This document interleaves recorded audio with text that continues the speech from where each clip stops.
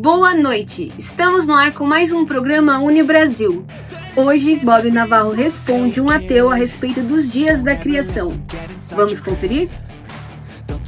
Lá em Gênesis, Deus criou a planta antes do sol e das estrelas e da lua, né? Lá em Gênesis a lua ela tinha luz própria. Se as plantas vieram antes do sol e das estrelas que produzem a luz, como que essas plantas faziam fotossíntese? Como que elas não congelaram, já que o universo não tinha calor? Você pode explicar isso pra gente? É claro! Faziam fotossíntese sem sol ou sem luz? Será que Deus era um vagalume aquecendo as plantas?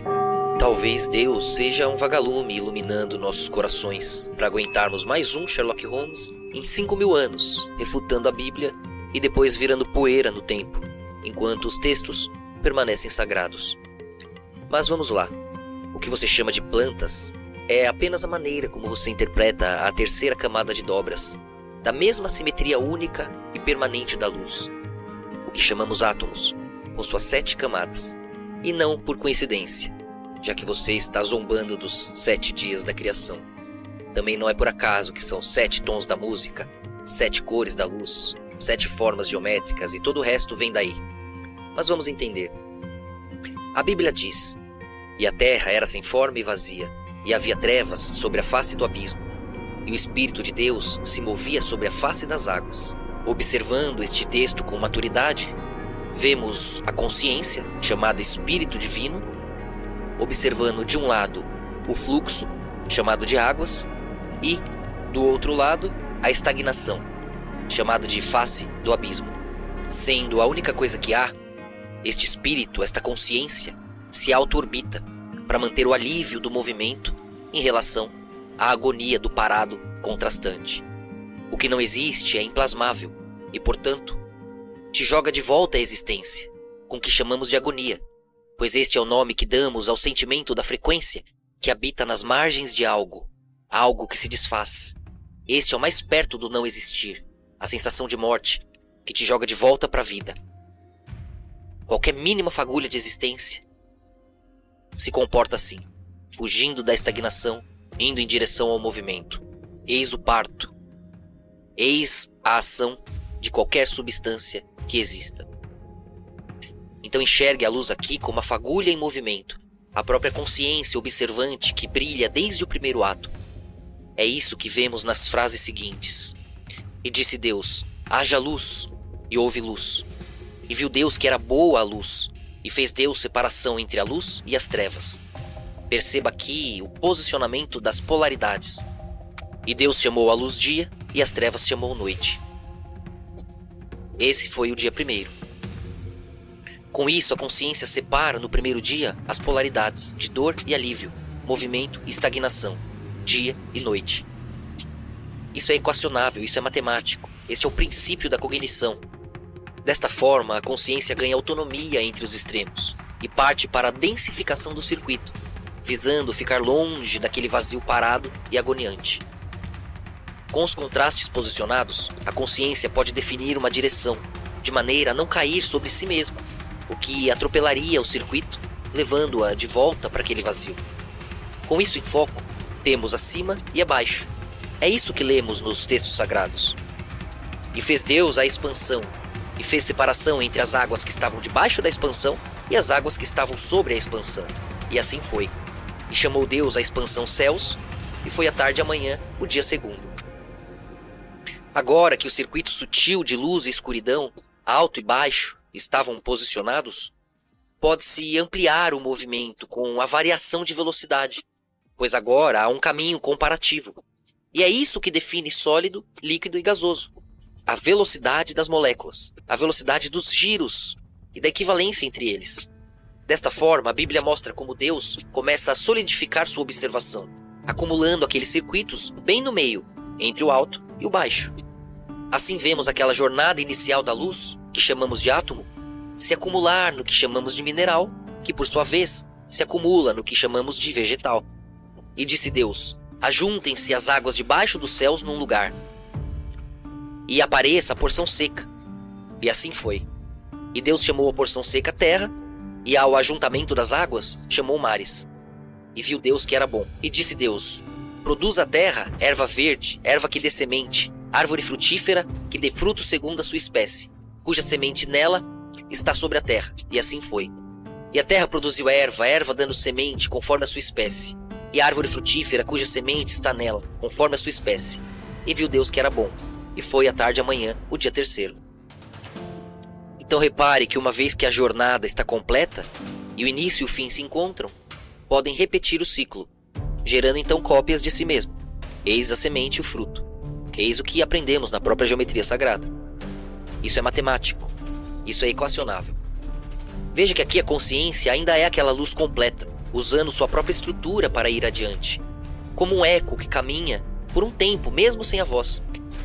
No entanto, aquilo se desfaria se não encontrasse de novo aquela energia inicial. Assim então, Deus cria os luminares como representação da observação suprema, já que de cima pode-se ver tudo e ser visto por todos, marcando o ritmo comum que chamamos de tempo. Quando Deus pega sua presença e coloca dentro daquele circuito, vemos a luz mais intensa que podemos. Não branca e completa, mas o mais próximo disso, o amarelado, ficando no contraste do outro lado do violeta, entre o verde e o laranja. Você entendendo esse circuito, compreende que é como se Deus colocasse uma luz dentro da luz, o que não o define, mas o representa, tal como o faraó representaria o sol. Não o define, mas o representa. É um ponto de encontro da coesão, dos ângulos em comum. E disse Deus: haja luminares na expansão dos céus, para haver separação entre o dia e a noite, e sejam eles para sinais e para tempos determinados, e para dias e anos. E sejam para luminares na expansão dos céus, para iluminar a terra. E assim foi. E fez Deus os dois grandes luminares, o luminar maior para governar o dia, e o luminar menor para governar a noite. E fez as estrelas. E Deus os pôs na expansão dos céus para iluminar a terra, e para governar o dia e a noite, e para fazer separação entre luz e as trevas. E viu Deus que era bom. E foi a tarde e amanhã, o dia quarto. Agora, com esta estrutura autoenergizante, pode-se ir ainda mais além na densidade, para ficar ainda mais longe daquele vazio onde a ilusão começa. Estes giros vegetais agora se acumulam também junto com os minerais, criando o que chamamos de animais. Continuam precisando interagir com as camadas anteriores. É por isso que as ingerem, pois são elas mesmas em comunhão.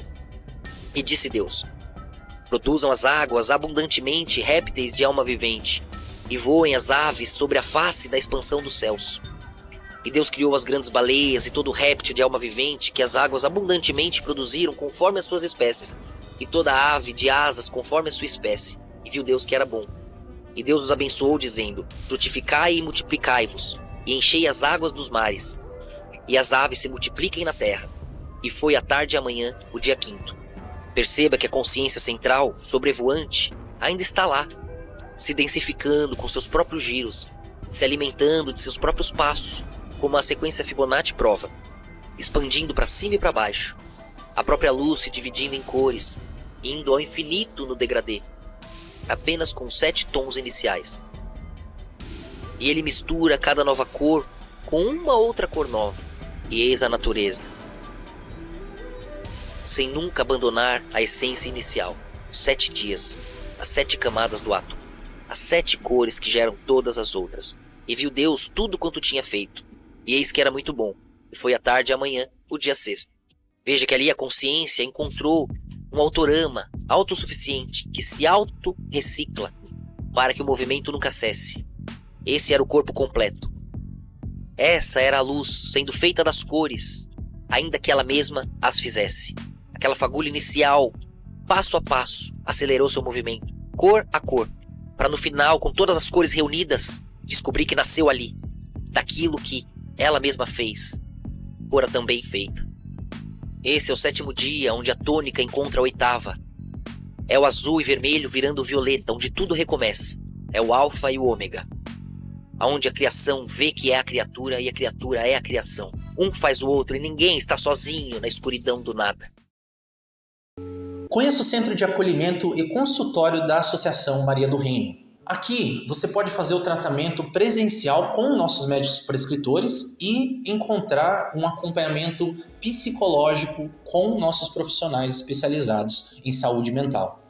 E o nosso centro conta com salão de espera, recepção, consultório médico e sala de procedimentos. Agora finalmente você pode ter acesso ao tratamento presencial de cannabis medicinal. Associação Maria do Reino. A filantropia salvando vidas através do CBD. mariadoreino.com.br. Imagina você entrar numa loja de tinta e ser atendida pelo próprio químico que desenvolveu o material. Aqui na Tintas Carrara acontece muito. Quando você está construindo sua casa dos sonhos, sabemos que quando chega nessa fase da pintura, os orçamentos já estão todos estourados. Deu algum erro, deu algum atraso e precisamos sempre com urgência. Mas quando você vai pintar a sua casa, você tem que se preocupar sim em colocar tintas de alta qualidade, porque ali você está pintando, estamos lidando diretamente com sonhos. E quando você entra numa loja de tinta e quer comprar uma tinta de realmente com um ótimo custo-benefício, um exemplo, uma tinta emborrachada, uma tinta super premium, essas tintas, normalmente elas estão com um custo muito alto em troca do benefício que você está levando. Por esse motivo, nasceu Tintas Carrara, para entregar para você esse alto benefício com um preço justo. Durante a pandemia, muitas empresas baixaram a qualidade dos seus materiais porque o preço das matérias-primas subiram bastante. Sabendo disso, que era um ponto fraco das outras empresas, eu comecei a apostar tudo na Tintas Carrara, que faria materiais de alta qualidade com um ótimo custo-benefício. Tinta emborrachada, tinta multilimpável, pedras naturais, cimento queimado. Eu trabalhei diretamente no desenvolvimento desses materiais. Em apenas um ano de operação, nossa empresa cresceu 110% ao mês. Isso mostra a grande aceitação que nós estamos tendo. Com esses 15 anos de experiência e muitos erros que nós já vimos, muitos erros que já passamos e processos que aprendemos, nós direcionamos diretamente aqui nesse um ano que fez com que nós tivéssemos esse crescimento astronômico ao longo desses meses. E o projeto para 2025, pessoal, aguardem, pois Tintas Carrara vai com força total. Já que você conhece uma fração da nossa história, convido você a conhecer também a qualidade dos nossos materiais, os benefícios que Tintas Carrara pode agregar para você.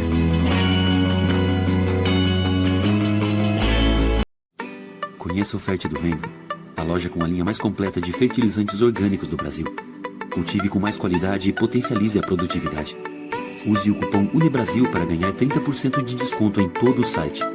fertdoreino.com.br.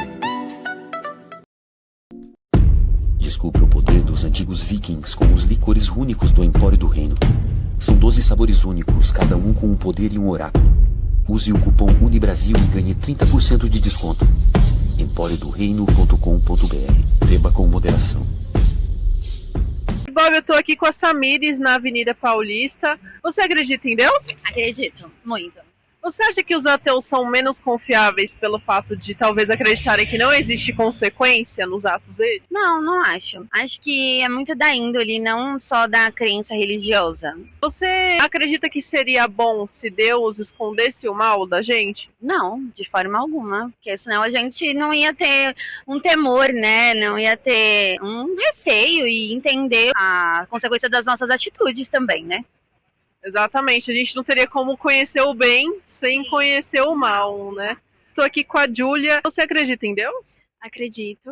Você acha que os ateus são menos confiáveis por não acreditar em Deus, acreditarem que nada tem consequência? Eu não acho que eles sejam menos confiáveis, né? Eu só acredito que eles estão meio perdidos ainda na concepção deles. Acredito que é importante acreditar em Deus. Você acha que seria bom se Deus escondesse o mal da gente? Eu não acho que seria bom, né? Até porque esse seria o plano de Satanás, né? Que é ele que queria tirar o nosso livre-arbítrio e aí a gente só ia poder escolher o bem.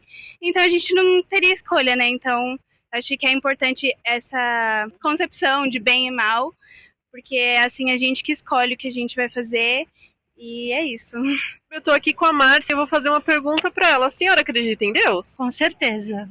Você acha que os ateus são menos confiáveis por não acreditarem que existe uma consequência divina? Não, não acho, porque no final eles realmente acreditam que existe um Deus. E você acha que seria bom Deus esconder o mal da gente? Não. Com o mal a gente aprende também. A gente também acha que através do mal a gente conhece o bem, não é mesmo? Sim, exatamente isso. Obrigada pela audiência. Na semana que vem tem nova edição de Cartistas. Te vejo lá. Fiquem com Deus.